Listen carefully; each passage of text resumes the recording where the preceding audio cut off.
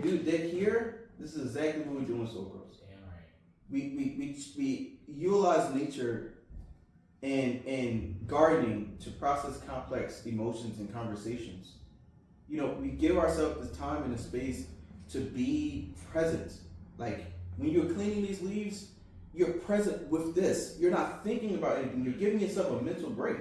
Yeah, and I used to like, you know, most people will watch a movie for that, you know, so I felt the same thing that I felt, like my mind being able to just kind of like relieve itself, but like I wasn't filling it with something else, like a podcast or like a movie or something. It was like I was present in me. Just present, and you're present with your kindness, with your patience.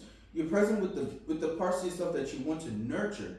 So that's what Soul Bros ultimately is. It's like I'm blessed to have these experiences that I have, and I'm blessed to have the resources that I have. I'm blessed to be in a community that I'm in.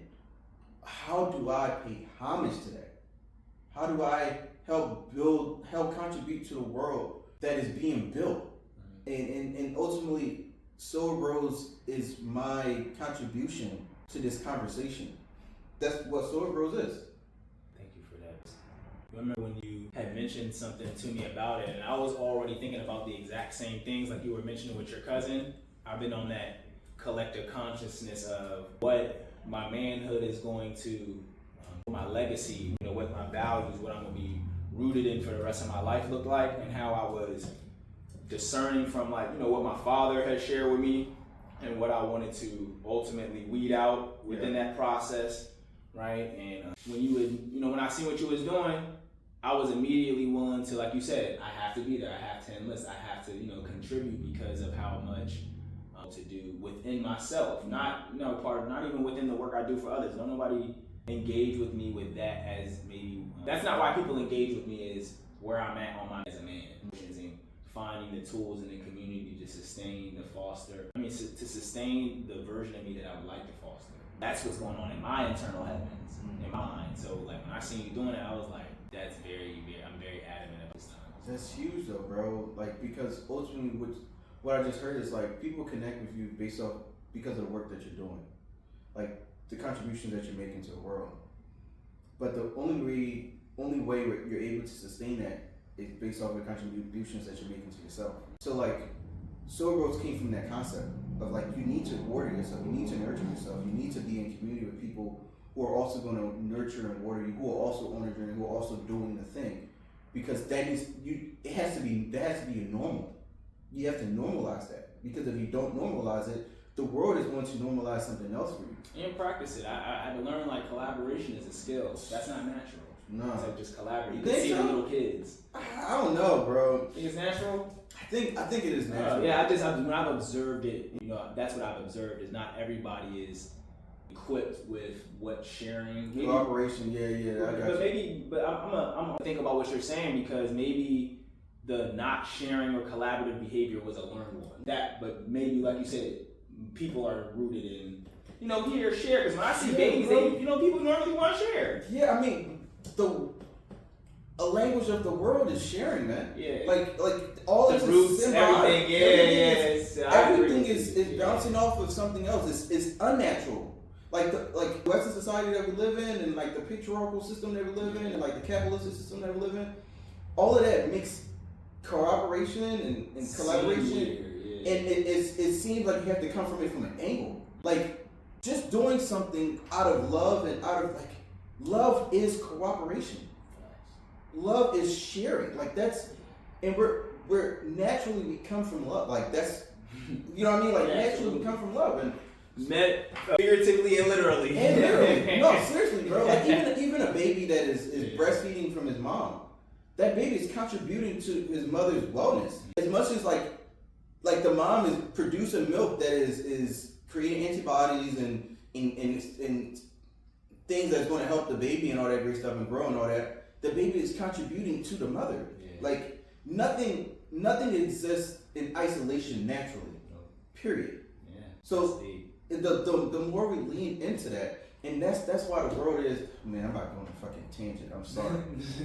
But that's why the world is the way that it is now, bro, because the people who are in power live in isolation from humanity. They don't even connect. It's like they're wow, you just blew it off the lid. Right? They don't even understand that there is a world where people do kind of like relation and love. Dominate. Yeah, wow. Dominate, control.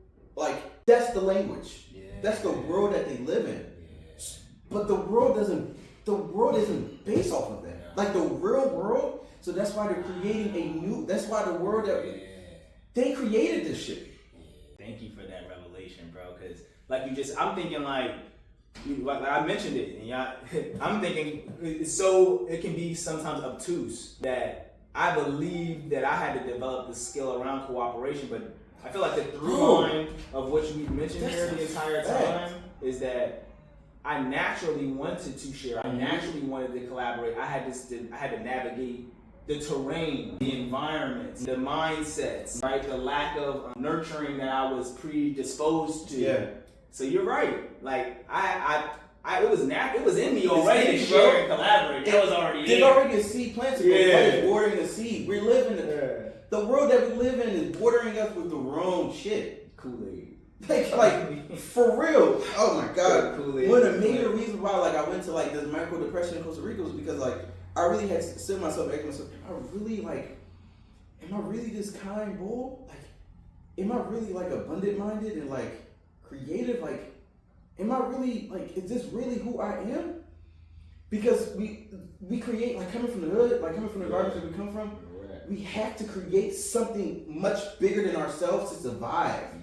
In order for our creativity to survive, in order for our any good part of us to survive, we have to wrap it around something that is going to be able to withstand the harshness of this world. Because our love and our care, all those things, they're not fragile, but they're raw and they're sensitive and they're sacred. It has to, in order to survive in the world that we live in now, it has to be wrapped around something that's going to reinforce it. And if we don't get the right tools, what we wrap around it is pride, is fear, is all these things to help us survive and help us just keep just that little freaking piece. But when we start to realize and start to have this conversation, and yes, it gets so much smaller and it changes. It doesn't even be what it actually is, or you can't even see the natural element of it. You only see what you made it to be to survive. Right, yeah. So when you get in a place where you don't have to survive anymore, and you have to look at this shit again, and you have to look at this thing and you have to look at your creativity without the weed, without the friends, yeah, the neighborhood, without the neighborhood. Yeah. When you have to look at your kindness, when you have to be on a 5-acre farm with fruits and veggies and greenery, all this stuff everywhere, but you're not settled into that abundance. You start to ask yourself, am I actually abundant minded? Or did I just create that to survive?